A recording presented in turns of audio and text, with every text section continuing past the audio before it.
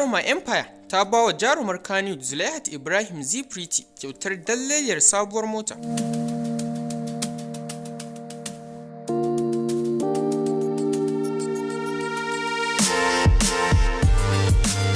Shahararriyar mai sai da kayan matan nan, Jaruma Empire ta gwangwaje jarumar Kannywood Zulaihat Ibrahim, wacce aka fi sani da zpretty, da kyautar dalliliyar sabuwar mota fara, kamar dai yacce jarumar ta bayyana a shafinta, inda ta yi bayani kamar haka.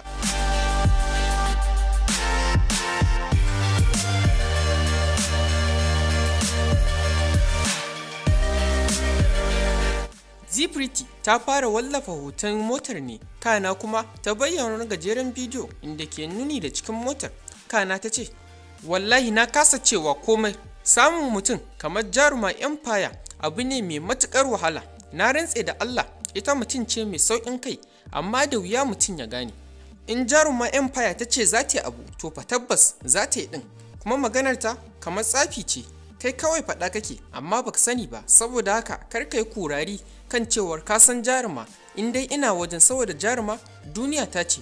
Ina masoyana na asali, ku taya ni yi wa Jaruma Empire murna, saboda kalamai na kaɗai bai isa sun yi wa jaruma godiya ba. Ina cike da murna da farin ciki, na ce kaina da kaina murna.